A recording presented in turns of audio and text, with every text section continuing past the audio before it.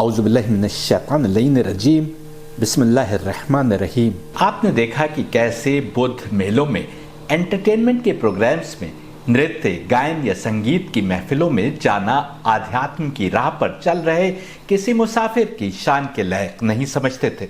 लेकिन बुद्ध के देहांत पर क्या हुआ, आइए आपको सुनाते हैं। हम पाते हैं कि उनके देहांत के पश्चात उनकी लाश रखी रही और आसपास के लोग नृत्य और संगीत में डूबे रहे। ये खुशी मना रहे थे कि गम ये रब जाने। लेकिन क्या आपने कभी देखा है कि किसी धर्मगुरु के जाने के बाद शोक मनाने के स्थान पर लोग नृत्य और संगीत में डूबे रहे? ये किसी ऐरे गैरे धर्मगुरु की बात नहीं कर रहे, बल्कि जो बुद्ध था, जिसने तमाम इलाके में एक रूहानी क्रांति का बिगुल बजाया था, उसके मरने के ऊपर नृत्य और गायन और संगीत होता रहा और तमाम लोग उसमें गर्क रहे। आइए पहले देखते हैं कि बुद्ध के देहांत पर क्या कुछ हुआ और फिर बताएंगे कि ऐसा कुछ क्यों हुआ। किताबों में जो कुछ लिखा है वो सुनाते हैं। जब बुद्ध के देहांत की खबर पहुंची तो कुशिनारा के मल्लाओं ने कहा, बुद्ध के शरीर को अग्नि देने के लिए आज बहुत देर हो चुकी है, हम कल अंत्येष्टि करेंगे। और कुशिनारा के मल्लाओं ने अपने नौकर चाकरों को हुक्म दिया कि तथागत की अंत्येष्टि की तैयारी की जाए, खुशबू और फूल आदि जमा किए जाएं और कुशिनारा के संगीतकारों को तलब किया जाए। लेकिन तथागत के शरीर के सामने सम्मान, श्रद्धा, आदर और भक्ति पेश करने में और भजन और संगीत और माला और इत्र आदि पेश करने और अपने कपड़ों का शामियाना तैयार करने और उस पर सजावटी पुष्प आदि टांगने आदि में दूसरा दिन भी निकल गया और फिर तीसरा दिन और चौथा और पांचवा और छठा दिन भी निकल गया। फिर सातवें दिन कुशिनारा के मल्लाओं ने सोचा कि पवित्र शरीर को ले जाया जाए और उसकी अंत्येष्टि की जाए। सवाल यह है कि जो बुद्ध बाहरी दुनिया की रस्मों को अच्छी नजर से नहीं देखते थे, उनका मृत शरीर सामने रखा रहा और उनके चाहने वाले नाच गाने में लगे रहे। ठीक वैसे जैसे आज के युग में अनेक लोग किसी बाबा के पैरों के नीचे की मिट्टी उठाने की कोशिश में अपनी जान से गए, उस समय भी अनगिनत लोग ऐसे थे जो बुद्ध के शरीर पर कपड़ों के छोटे छोटे टुकड़े फाड़ कर ले गए ताकि शुभ हो और संभाल कर रख सके। जो बुद्ध सारी जिंदगी सिर्फ और सिर्फ रूहानी बेहतरी की शिक्षा देते रहे और दुनिया के हर लगाव से अपने मानने वालों को इस हद तक दूर रखा कि उनको भिक्षा का कटोरा दे दिया कि बस अपने आप भिक्षा पात्र में जो आ जाए वो खाओ, उन बुद्ध के शरीर पर पहने हुए कपड़े तक को लोग नोच कर ले गए। जिस नृत्य और संगीत और गायन को बुद्ध पसंद नहीं करते थे, बस वही करते रहे। सातवें दिन अंत्येष्टि की और फिर क्या किया वो भी सुन लीजिए। सातवें दिन बुद्ध की अंत्येष्टि के बाद उनकी राख को 7 दिन और रखा गया और इस बीच नृत्य और संगीत और गायन चलता रहा। 14वें दिन एक बड़ा समूह जमा हुआ, एक मीटिंग हुई जिसकी अध्यक्षता, जिसकी अगुवाई आनंद नहीं कर रहे थे, जो बुद्ध के सबसे करीबी शिष्य थे और उनके कजन भाई थे और जिनकी गोद में सिर रखकर बुद्ध ने अंतिम सांसें ली थी, जिन्होंने सारी जिंदगी बुद्ध की सेवा में वक्फ कर दी थी और जिनकी प्रशंसा बुद्ध ने मरते समय भी की थी। बल्कि इस मीटिंग की अगुवाई कश्यप कर रहे थे। इस कॉन्ग्रिगेशन में यानी इस मीटिंग में यह निर्णय लिया गया कि बुद्ध ने अपनी जिंदगी में किसी को अपना वारिस नहीं बनाया और ये समूह जो इस मीटिंग में शामिल था इस निष्कर्ष पर पहुंचा कि बुद्ध नहीं चाहते थे कि उनकी जिंदगी के वाकयात को डॉक्यूमेंट किया जाए, इसलिए बुद्ध की जिंदगी के वाकयात नहीं लिखे जाएंगे। बुद्ध के कजन और उनके सबसे प्रिय शिष्य आनंद, जो बुद्ध के देहांत पर रोने धोने में लगे थे, इस मीटिंग में उनको भुला दिया गया। बुद्ध के बाद आनंद 20 वर्ष तक जिंदा रहे। ये आनंद ही थे जिन्होंने उनकी जिंदगी के वाकयात को जमा करने की कोशिश की, इस हद तक कि आज हम जितना कुछ बुद्ध के बारे में जानते हैं उसमें अधिकतर आनंद के कारण ही जानते हैं। ये सब बताने का आशय यह था कि आप जान सकें कि जुल्मत कितना तेज काम करती है। आनंद की गोद में सिर रखे बुद्ध का देहांत हुआ था। बुद्ध की अंत्येष्टि भी नहीं होने पाई कि उनकी शिक्षा को भुला दिया गया और उनके कजन आनंद को भी भुला दिया गया। तमाम गिरोहों ने यह भी फैसला किया कि बुद्ध ने किसी को अपना वारिस यानी खलीफा घोषित नहीं किया और इस निष्कर्ष पर भी पहुंच गए कि बुद्ध नहीं चाहते थे कि उनकी जिंदगी के वाकयात डॉक्यूमेंट किए जाएं। कितना हास्यप्रद है कि जो लोग बुद्ध के मृत शरीर पर से कपड़े के टुकड़े फाड़ कर ले जा रहे थे, कि उन्हें संजो कर रखें, वो ही फैसला कर रहे थे कि बुद्ध के जीवन के वाकयात को महफूज नहीं रखना है। यदि कहा जाता है कि हिस्ट्री रिपीट्स इटसेल्फ, इतिहास अपने को दोहराता है, तो इसलिए कि जुल्मत यानी तमस के टाइम टेस्टेड तरीके हैं हिदायत के मार्ग से इंसान को गुमराह करने की। यदि इससे पहले या बाद में इतिहास में आपको इससे मिलता जुलता कोई और वाकया देखने को मिले तो समझ लीजिएगा कि कारण क्या है। गुत्थी सुलझाने के लिए आपको कश्यप की जीवन कहानी के कुछ अंश सुनाते हैं। अपने ध्यान से कुछ पहले बुद्ध ने घोषणा की कि उनके साथ जो 500 लोग हैं वे सब सच्चे रास्ते पर हैं। जब यह घोषणा की गई तो उस समय कश्यप, जिनको अनेक बुद्धिस्ट आदरणीय महाकश्यप भी कहते हैं, उन 500 व्यक्तियों में नहीं थे, क्योंकि कश्यप कहीं सफर पर निकले हुए थे। इनको आदरणीय महाकश्यप के स्थान पर हम महाशय कश्यप कहें तो अधिक बेहतर होगा। जब बुद्ध का देहांत हुआ तो ये महाशय कश्यप अपने संघ के बहुत से साथियों के साथ पावा से कुशनारा के दरमियान सफर कर रहे थे। इसी सफर के दौरान महाशय कश्यप को एक नंगा साधु आता दिखाई दिया। महाशय कश्यप ने उससे पूछा, ए दोस्त, तुम यकीनन हमारे आका को जानते होगे। उस साधु ने उत्तर दिया, हाँ दोस्त, मैं उनको जानता हूं। आज समन गौतम को मरे हुए 1 सप्ताह बीत गया। यह खबर सुनते ही संघ के साथियों ने गम और अफसोस में रोना शुरू कर दिया। इस समय सुभद्दा नामी संघ का एक मेंबर, जिसको बुढ़ापे में संघ में शामिल किया गया था, वो भी महाशय कश्यप के साथ मौजूद था। सुभद्दा ने संघ के साथियों से कहा, बहुत हो गया साथियों, रो नहीं, अफसोस नहीं करो। हमको उस महान समन से छुटकारा मिल गया। हमको बड़ा बुरा लगता था जब कहा जाता था कि ये कर्म तुम्हारे लायक है कि ये नहीं है, लेकिन अब हमको जो पसंद आए वो करने की आजादी है, और जो हमें पसंद नहीं है वो हमें नहीं करना पड़ेगा।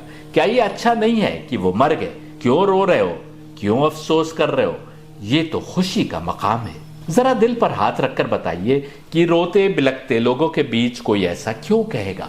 तभी कहेगा जब वो किसी को सुनाना चाह रहा हो जो संघ में मौजूद हो और बुद्ध की शिक्षा का पालन करने में आनाकानी करता रहा हो, या बुद्ध की शिक्षा का उपहास उड़ाता रहा हो। सुभद्दा ने बुद्ध के लिए तो आदर के शब्द प्रयोग किए, परंतु संघ के लोगों से कहा कि रोते क्यों हो, खुशी मनाओ, क्योंकि सुभद्दा भी महाशय कश्यप और अन्य संघ के साथियों के साथ सफर कर रहा था। मुमकिन है कि सुभद्दा ने उस ग्रुप में महाशय कश्यप को या कुछ और साथियों को बुद्ध की शिक्षा का उपहास उड़ाते सुना हो, या उसका पालन करने पर आनाकानी करते देखा हो।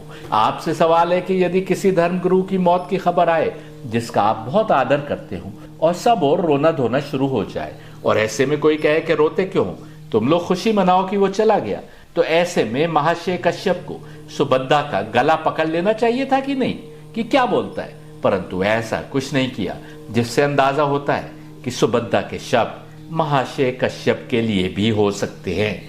यकीनन यदि आप दिमाग खोलकर इस लेक्चर को सुन रहे हैं तो आपको अटपटा लगा होगा कि क्यों बुद्ध के देहांत के 7 दिन बाद तक नृत्य, संगीत और गायन चलता रहा, और फिर अंत्येष्टि के बाद भी उनकी अस्थियां रखी रहीं, और 7 दिनों तक यही सब होता रहा, और 14 दिन बाद जब कॉन्ग्रीगेशन बैठा, जब मीटिंग हुई, तो उसकी अगुवाई महाशय कश्यप कर रहे थे। जरा उस नंगे साधु की बात पर फिर से गौर कीजिए, जिसने कहा था कि समन गौतम को मरे आज 1 सप्ताह बीत गया। साफ है कि साधु जब सफर पर निकला और यहां तक पहुंचा जहां महाशय कश्यप और संघ के अनेक साथी सफर कर रहे थे, तो उसको इस सफर में 7 दिन लगे। मौत की खबर पाकर कश्यप यदि तुरंत वापसी के लिए चल दिए तो वापसी के सफर में भी उन्हें 7 ही दिन लगे होंगे। इससे पता चलता है कि बुद्ध की लाश के इर्द गिर्द कुछ लोग जरूर ऐसे रहे होंगे जो बुद्ध की विरासत की बात को तब तक टालना चाह रहे थे जब तक कि महाशय कश्यप ना आ जाए। नृत्य, संगीत, गायन, भजन आदि में भोले लोगों को लगाया गया ताकि समय बीत सके। महाशय कश्यप आए तो नृत्य, संगीत, गायन और भजन आदि की प्रक्रिया समाप्त हुई। महाशय कश्यप ने राजगृह में हुई मीटिंग की अध्यक्षता की। आनंद कहीं भी नहीं नजर आए। किसने महाशय कश्यप को अध्यक्ष बनाया? क्यों आनंद को अध्यक्ष नहीं बनाया गया, जो अंतिम समय तक बुद्ध की सेवा में लगे रहे? या फिर 5 परिव्रजकों में से किसी एक को क्यों अध्यक्ष नहीं बनाया गया, जो सबसे पहले बुद्ध की शिक्षा को मानने वालों में से थे? या फिर क्यों उन 500 लोगों में से कोई अध्यक्ष नहीं बना जिनके लिए बुद्ध ने अंतिम समय में कहा था कि वे सच्चे रास्ते पर हैं? बुद्ध के देहांत के 14 दिन बाद महर्षि कश्यप ने आकर इस मीटिंग की अध्यक्षता की, जिसमें उन्होंने धर्म और विनय के टॉपिक पर बात करके मीटिंग को बर्खास्त कर दिया। आखिर क्यों? ऐसा लगता है कि महर्षि कश्यप डिस्कशन को कंट्रोल में रखना चाहते थे, नहीं चाहते थे कि ज्यादा लंबा डिस्कशन चले। बस धर्म और विनय पर बात करके मीटिंग बर्खास्त कर दी गई। क्यों औरों को बोलने का मौका नहीं दिया गया?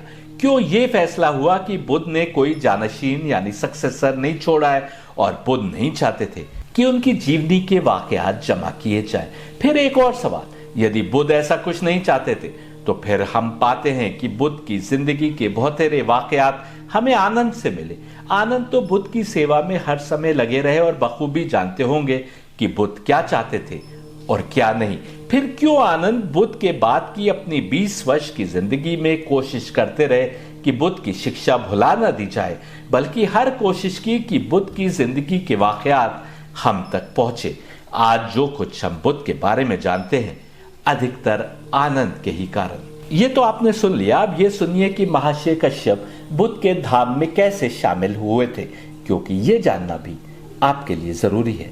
एक जमाना था जब महर्षि कश्यप अग्नि की पूजा करते थे और इस पर गर्व करते थे। उन्होंने मशहूर कर रखा था कि वो जीवित रहते हुए सैल्वेशन यानी मोक्ष यानी निजात पा चुके हैं। हुआ कुछ यूं कि नाग राजा मुछलिंड बुद्ध की शिक्षा से प्रभावित हुआ। उसने कश्यप को परेशान करना प्रारंभ कर दिया क्योंकि वो अग्नि की पूजा करता था।